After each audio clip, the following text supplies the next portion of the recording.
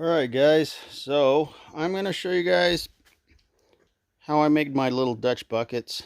It's not terribly difficult, but I'm kind of forced to make another one, so I thought I'd share it because some people have asked, about certain things I've done out here, and everything I've done I've kind of learned off of YouTube. But I needed to make a new bucket. This one is leaking. I had water all over the floor this morning. It's dripping out of the hole here where they put the grommet. And you guys can see, I don't know if that's going to be in focus here, but it's cracked. There's a crack right there. And I think part of the reason that cracked is when I put the rubber grommet in, I forced it in there. And the reason I had to force it was my hole's not terribly round. So here's the mistake I made, and I'm going to share that with you, is I bought this cheap hole saw kit from, what is that place called? Harbor Freight. And turned out the 1-inch bit was just slightly out of round. You can't really tell, but it was just slightly out of round, and no matter what I did, it would make a oblong hole. Actually, I think it's probably the back of this is the part that's out of round. It's hard. I could calibrate and see, but anyway, so that made for the oblong hole, which made for me to try to shove a grommet in that didn't fit very well, and cracking the bucket a little bit in the process. So we're going to do this a little different this time. This time I'm going to use a spade bit, 1-inch spade bit. See if we can make a better hole.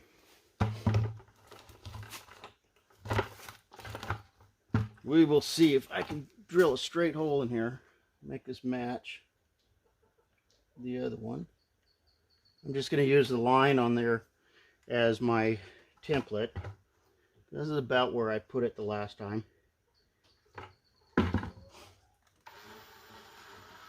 Maybe a little lower. Let's see. These buckets are really thin. Alright.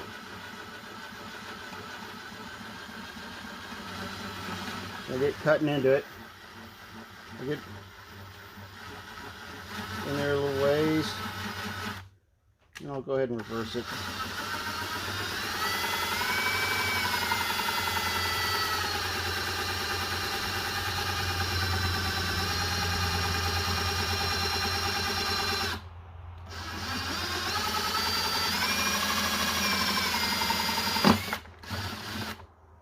Found if I reverse it, it makes a little cleaner hole for me than if I stayed in forward.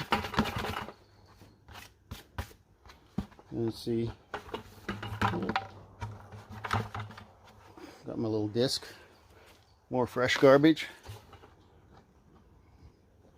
Then I'll just take a blade and I'm going to clean up this little bit of plastic burr in here.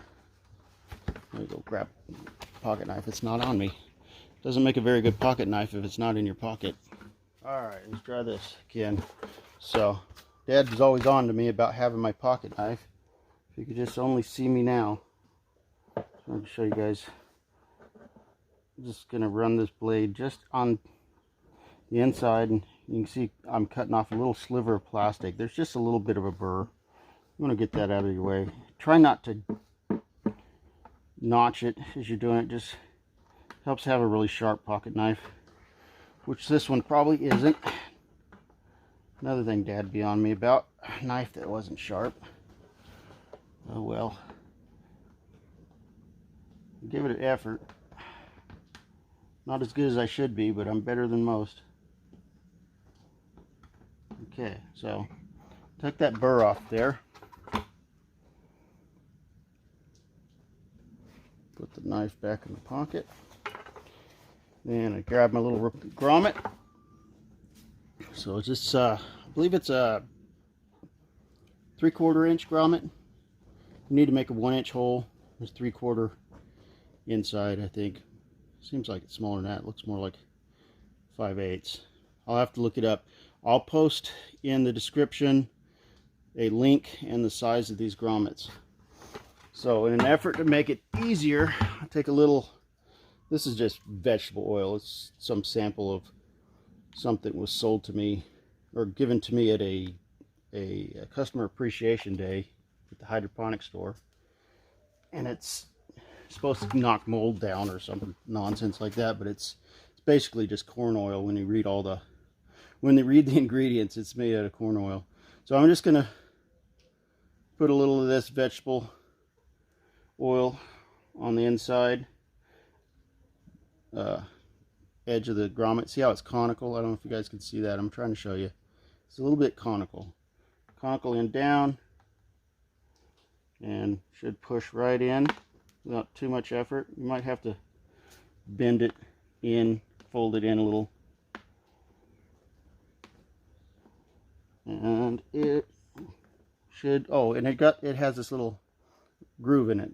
That groove should fall right in to the plastic, or the plastic should fall right in the groove. There you are, piece of cake. See that? Now, then I'm going to take this piece of PVC, 1/2 inch. This is inside's 1/2 inch, outside's 3/4 diameter. And you can take a piece of sandpaper or something and cut it or file it down a little, which I think I did this one already. It's one I had in the previous pipe, so I'm not going to show you that. Anyway, you file it down a little bit. Again, I'm going to just use this corn oil and lube it, and I hope everything's in frame because I can't see the screen, guys.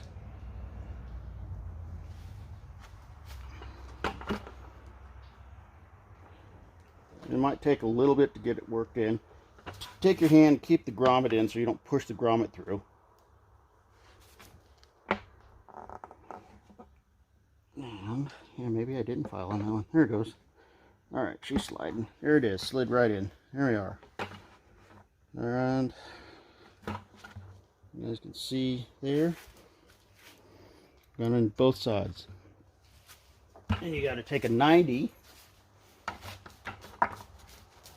and pop 190 on the outside, and then pop another 90 on the inside,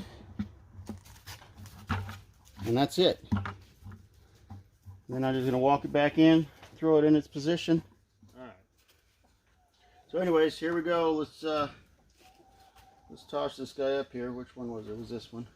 So since I got everything tied up, I just decided I'd throw another bucket in there, and I slid this one out until I got this cut, because I didn't want to go find a new piece of pipe and everything.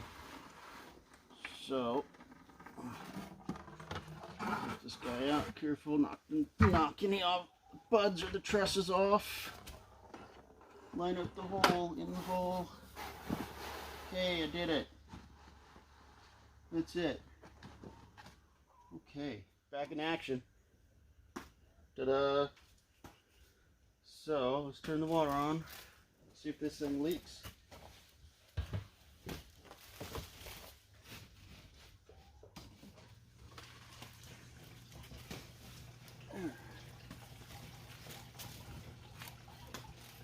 Which one was it? It was this one. Take a second for it to fill up to the take a look here. That's the water from it leaking earlier down there, but looks like it's dry so far. I'll have to watch it. Come back a little later and watch it. A little bit jacked in the air. Set it down where it goes. Looks dry. It may take a minute though still for the water to come up, because this bucket was just empty. We'll give it a second and we'll come back and look from a different angle. So it's been a few minutes. it looks like it's okay. Let's see if I can get the camera down, get a better look at it. Don't see anything dripping, so I guess I didn't screw up too bad. Cool beans, back in action, growing tomatoes. So anyways guys, that's kind of how I put these buckets together. Easy peasy. Oh, I'm knocking stuff around over here. Look at this, knocking these buds off where they just fell off. Just putting on fruit. So you can see I got different varieties going today. So I'm trying out a few different varieties than what most hydroponic people do, just because I want to learn what I like and what I don't like. And so far I'm finding that the guys that do this professionally know what they're doing, and I do not, because some of the varieties I picked are just pathetic looking. But hey, that's part of the fun of doing this. You get to make your own mistakes. Anyway guys, hope you enjoyed the video. I'll try to remember to put all that stuff in the description, the size of those grommets. What else? That was it. That's all I was going to put in there. But anyhow, talk to you guys later. Bye. Man, check out this loofah. This guy's going nuts.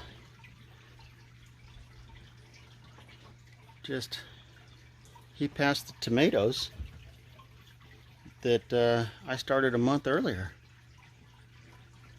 Going. That thing's quick. Seems to like this tomato solution. I think I got my solution a little too hot for my cukes, so cooked them. Definitely, loofah doesn't care. Digging it. Got a little burn.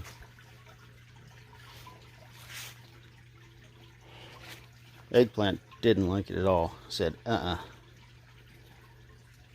Yeah, and it looks like I got somebody sneaking in here chewing on him.